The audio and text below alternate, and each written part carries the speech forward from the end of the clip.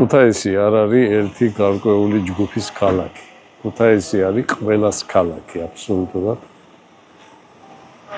რა რწმენაც არ უნდა გქონდეს მას რელიგიური, პოლიტიკური, საერთოდ აპოლიტიკური და როდესაც ქალაქის მშენებლობაზე, მის მომავალზე ხდება საუბარი, ყველას აზრი უნდა ექნეს გათვალისწინებული.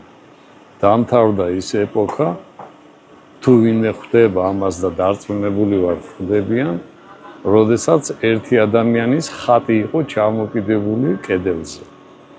და იმის იქეთ გახედვა არავის არ უნდა. მე ამის დიდი გამოცდილება მაქვს და მიტომ ლაპარაკობ ამას. ქუთაისი უნდა განვითარდეს სწორად. სწორად განვითარება მე მხედველობაში მაქვს მისი ყველა დარგი. ყველა მოსახლე უნდა გრძნობდეს მის ადგილს ქალაქში. ადამიანები, რომლებმაც ვეღარ იპოვეს თავისი ადგილი, გაიქცნენ უბრალოდ ქალაქიდან. ეს არის ტრაგედია. სამაგიეროდ იმათი ადგილი დაიკავა აბსოლუტურად უცხო ადამიანების საკმაოდ დიდმა ჯგუფმა.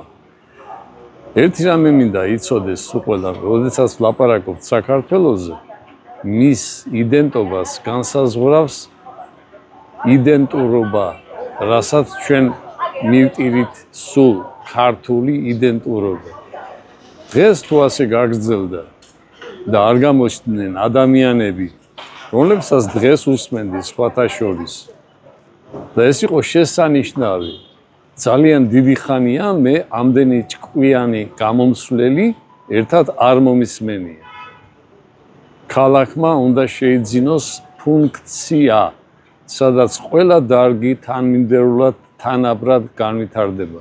ეს არის მრეწველობა, წარმოება, ეკონომიკა ზოგადად, კულტურა, ტურიზმი, რომელიც შავ დღეშია დღეს და სოციალური გარემო უნდა გაჯანსაღდეს. ეს არის სერიოზული პროგრამა, რომელსაც დაჯდომა მაგიდასთან აზრების გაერთიანება და შემდეგ სამოქმედო პროგრამის დამუშავება ქვია.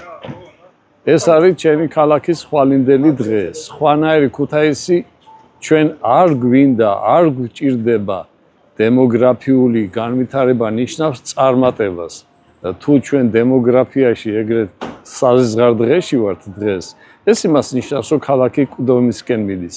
ეს ჩვენ არ უნდა გვინდოდეს და არც გვინდა, არც დაუშვებთ ამას. ქუთაისელებო, მე ყველას მოგმართავთ. იყავით ძალიან ფხიზლად. ვისაც ეს კიდე შეუძლია, ნუ მიცემთ ვიღაც მუჩუჩებს იმის საშუალება ქალაქი დახრან, შეჭამონ და გაანადგურონ.